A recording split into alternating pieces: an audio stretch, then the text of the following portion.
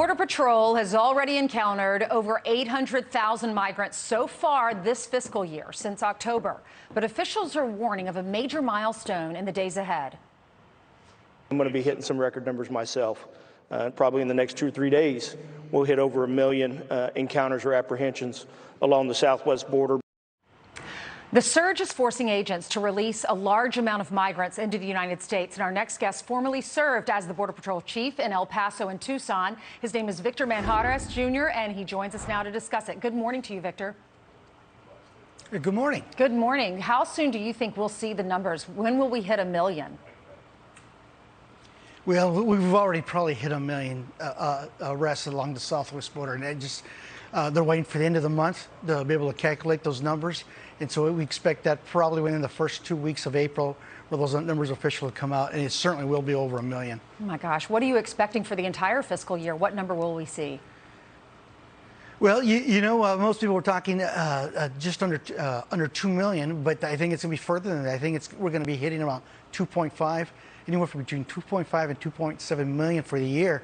Because what we're forgetting is that the only tool left in the toolbox for the Border Patrol is Title 42. And that's the discussion is about ending that relatively soon. Once that happens, the floodgates will open like we've never seen before. What is your biggest concern about having such an influx move into our country? Well, when you look at 1 million people, I mean, if you put them in one spot, that's the same population of San Jose, California. And if we're looking at 2 to 2.5 million, that in itself would be about the 4th largest city in the United States. And those are the people that we've arrested, or it's been arrested.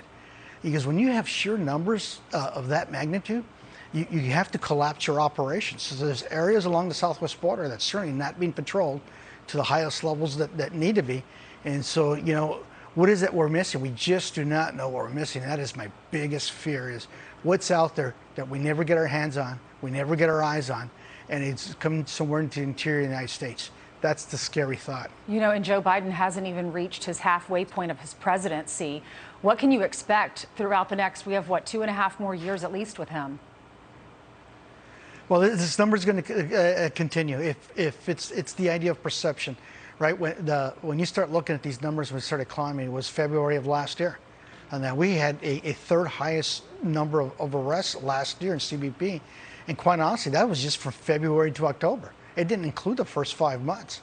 And the problem is it's messaging is the biggest thing. The second one is there a lack of a consequence for illegal entry, where they're treating everyone as a political asylee, when the fact of the matter is the vast majority are economic migrants.